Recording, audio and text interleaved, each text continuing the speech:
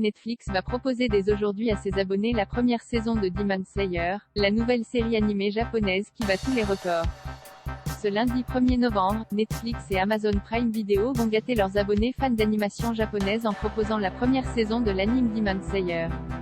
Adaptation du manga de Koyoharu Gotoge, la série suit les aventures de Tanjiro, jeune chasseur de démons, prêt à relever tous les défis pour rendre à sa sœur aînée son humanité. En quelques mois à peine, Demon Slayer est devenu l'un des mangas les plus populaires du moment.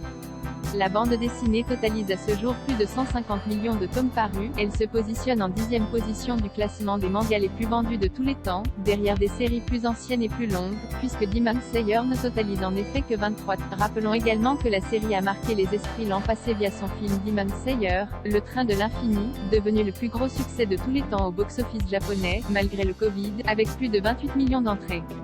En France, le long métrage a également connu le succès avec plus de 700 000 entrées, total qui lui permet de se hisser dans le top 10 des plus gros succès d'animation japonaise de tous les temps au box-office français. Pour être franc, les Japonais avaient anticipé le succès de la série. Dès les premières discussions autour de l'acquisition du titre, l'ayant droit nous avait prévenu du potentiel. Parenthèse ouvrante. Parenthèse fermante. Ils savaient très bien ce qu'il avait entre les mains. Et nous leur avons fait confiance, nous confie Mathias Jambon-Puyet, marketing manager pour la plateforme Wakanim qui diffuse en France la série animée Demon Slayer. Pour Demon Slayer, on ne peut pas dire que le succès repose ailleurs qu'entre les mains talentueuses de son autrice. Parce qu'il n'y a pas de concept mais un storytelling et une dramaturgie maîtrisée. On est vite dans le bain avec ce garçon blessé qui porte sa sœur à l'agonie au milieu de la neige. Puis, il se passe toujours quelque chose dans un chapitre de Demon Slayer, analyse pour nous Bruno Delacruz, rédacteur en chef de la revue spécialisée Animascope.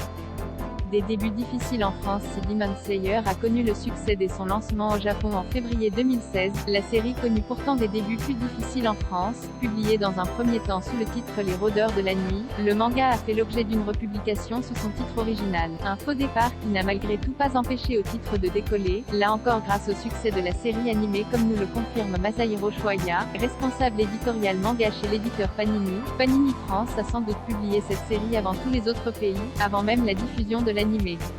Beaucoup de fans ayant vu l'animé à la TV souhaitaient lire le manga. À ce moment-là, il était évident de redémarrer la publication du manga. Cela dit, comme au Japon l'animé a beaucoup contribué au succès du manga. Nouvelle référence du shonen neketsu et prochaine licence majeure de l'industrie japonaise, Demon Slayer est parfois qualifiée d'héritière de l'emblématique One Piece, en raison notamment de ses chiffres de ventes hallucinants. Pourtant, les deux œuvres n'ont finalement pas grand-chose à voir comme le confirment nos experts. Je crois que le raccourci se fait par les chiffres avec des records incroyables tant pour le manga que pour le film. De façon très pragmatique et quand bien même ils seraient jumeaux, on ne peut pas le qualifier d'héritier. Demon Slayer s'est conclu avec son 23e tome, là où One Piece continue son incroyable chemin, résume Bruno Delacruz. Un avis également partagé par Masahiro Shuaya, il est vrai que Demon Slayer est une des seules séries qui rivalise avec One Piece, si on regarde les chiffres de vente au Japon. Les deux parlent des thèmes chers au manga shonen comme le pouvoir de l'amitié et le dépassement du soi dans les moments difficiles. Mais je pense que le mot héritier n'est pas tout à fait approprié. Ce sont deux univers à part entière. La première saison de la série animée Demon Slayer est à découvrir dès à présent sur Netflix et Amazon Prime Video.